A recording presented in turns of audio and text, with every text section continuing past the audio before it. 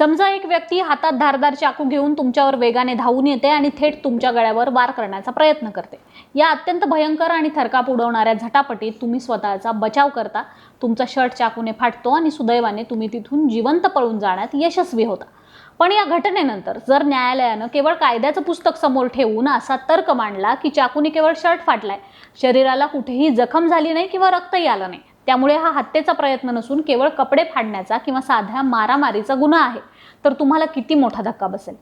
गुन्हेगाराचा हेतू तुमचा जीव घेण्याचाच होता, केवळ तुम्ही स्वतःचा जीव वाचवू शकलात म्हणून त्याचा गुन्हा कमी होत नाही, हा सामान्य मानवी विवेक आहे।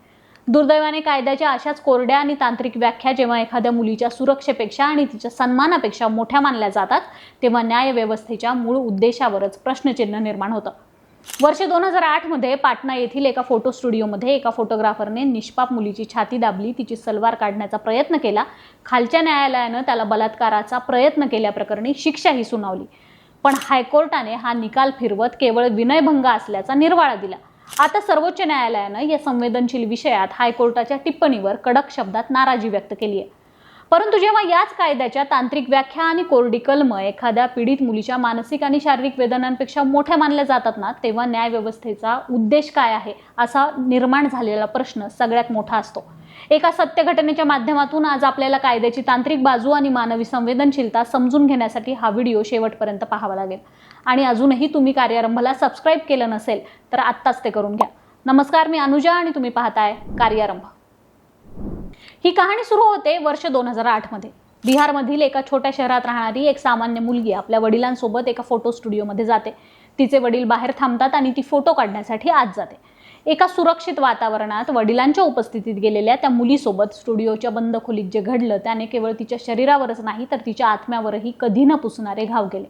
स्टुडिओच्या मालकाने दरवाजा आतून बंद करून तिच्यावर अत्याचार करण्याचा प्रयत्न केला, बळजबरी केली आणि तिला डांबून ठेवलं। तिच्या किंकाळ्या ऐकून वडिलांनी दरवाजा तोडला आणि मुलीची सुटका केली, पण या सगळ्या घाईत आरोपी तिथून पळून गेला। ही घटना केवळ एका मुलीच्या विनयभंगाची नव्हती, तर तिच्या सुरक्षिततेच्या आणि विश्वासाच्या चिंधड्या उडवणारी होती।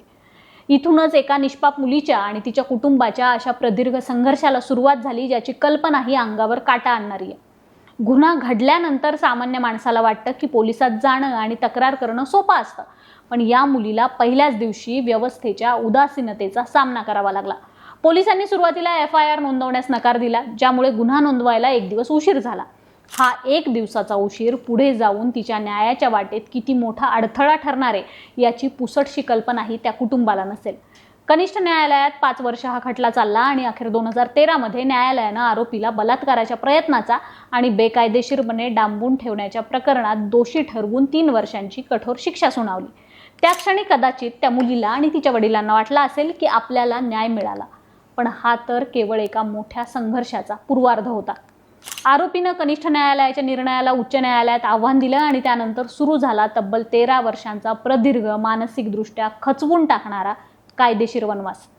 विचार करा, 2008 मध्ये घडलेल्या घटनेनंतर ही मुलगी सलग 18 वर्ष न्यायाच्या प्रतीक्षेत आहे। या 18 वर्षात तिचं वय वाढलं असेल, तिचं आयुष्य बदललं असेल, तिने समाजात वावरताना दररोज एक नवा संघर्ष अनुभवला असेल। आपल्या समाजात अशा पीडित मुलींकडे कोणत्या नजरेनं बघितलं जातं हे कोणापासूनही लपलेलं नाही। लग्न, करिअर, नातेसंबंध या प्रत्येक टप्प्यावर तिला त्या एका काळ्या कुट्ट प्रसंगाची सावली मागे धावताना जाणवली असेल। दरवेळी न्यायालयाची तारीख आली की तिला तोच बंद दरवाजा, तोच थरकाप उडवणारा प्रसंग आणि तोच मानसिक छळ पुन्हा एकदा जगावा लागत असेल। 13 वर्ष एका मुलीने आणि तिच्या वृद्ध आईवडिलांनी केवळ एका आशेवर दिवस काढले की उच्च न्यायालय त्यांच्या बाजूने उभे राहील। अखेर जुलै 2026 मध्ये तब्बल 18 वर्षांनंतर पाटणा उच्च न्यायालयाचा निकाल आला, पण हा निकाल त्या पीडितेसाठी अत्यंत धक्कादायक होता। न्यायालयानं आरोपीची सर्व गंभीर कलमांमधून निर्दोष मुक्तता केली। उच्च न्यायालयाचा युक्तिवाद असा होता की या प्रकरणात कोणताही वैद्यकीय पुरावा नाही, तसेच प्रत्यक्ष शारीरिक संबंधाचा किंवा पेनेट्रेशनचा थेट प्रयत्न सिद्धच होत नाही, त्यामुळे बंद खोलीत महिलेची छाती दाबणं, तिची सलवार काढणं म्हणजे हा बलात्काराचा प्रयत्न होतच नाही, तो केवळ एक विनयभंग आहे, जो IPCच्या कलम 354 अंतर्गत येतो। उच्च न्यायालयानं तांत्रिक बाबींवर बोट ठेवलं, जसं की तपास अधिकाऱ्यांची साक्ष न होणं, स्वतंत्र साक्षीदार फितूर होणं किंवा केवळ आई वडीलच मुख्य साक्षीदार असणं।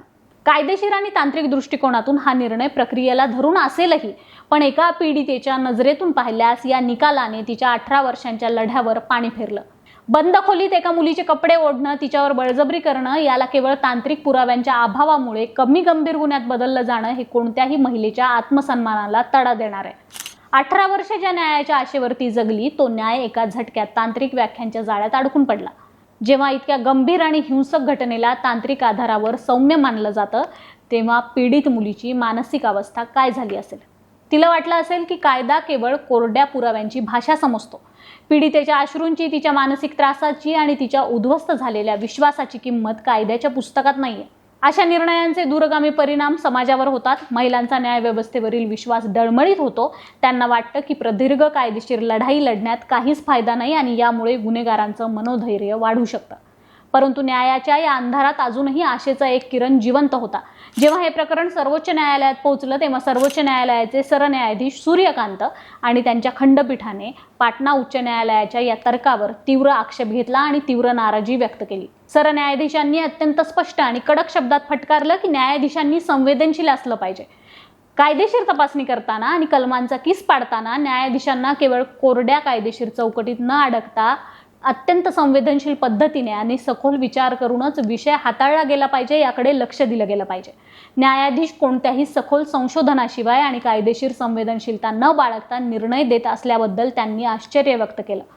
या पार्श्वभूमीवर सर्वोच्च न्यायालयानं केवळ नाराजी व्यक्त केली नाही तर एक ऐतिहासिक आणि अत्यंत महत्त्वाचा निर्णय घेतलाय. राष्ट्रीय न्यायिक अकादमीच्या तज्ज्ञ समितीने तयार केलेल्या न्यायालयीन संवेदनशीलता अहवालाला सर्वोच्च न्यायालयानं मंजुरी दिली आहे. आता हा अहवाल देशातील सर्व न्यायालयांच्या वेबसाईटवर अपलोड केला जाणार आहे. इतकंच नाही तर लैंगिक गुन्ह्यांशी संबंधित संवेदनशील प्रकरणांमध्ये न्याय देताना या अहवालात दिलेल्या नियमावलीचं आणि मार्गदर्शक तत्वांचं काटेकोरपणे पालन करणं देशातील सर्व न्यायाधीशांना बंधनकारक असणार आहे. कोणत्याही तांत्रिक त्रुटीचा किंवा पुराव्यातील बारकाव्यांचा गैरफायदा घेऊन गुन्हेगाराची सुटका केली जाऊ नये आणि संपूर्ण न्याय प्रक्रियेत लिंगभाव संवेदनशीलता राखलीच पाहिजे असं सर्वोच्च न्यायालयानं स्पष्ट केलंय. सर्वोच्च न्यायालयाचा हा कडक इशारा आणि घेतलेला निर्णय हा देशातील करोडो महिलांसाठी आणि पीडित मुलींसाठी आशेचा एक नवा किरण आहे.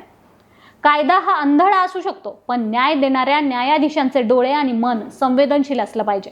हेच सर्वोच्च न्यायालयाने यातून सिद्ध केले. 18 वर्षानंतरही ती पीडित मुलगी खचलेली नाही. ती आज सर्वोच्च न्यायालयाच्या या भूमिकेमुळे पुन्हा एकदा न्यायाच्या आशेनं उभी आहे. तिची ही जिद्द, तिचे धैर्य वाखाणण्याजोगे आहे.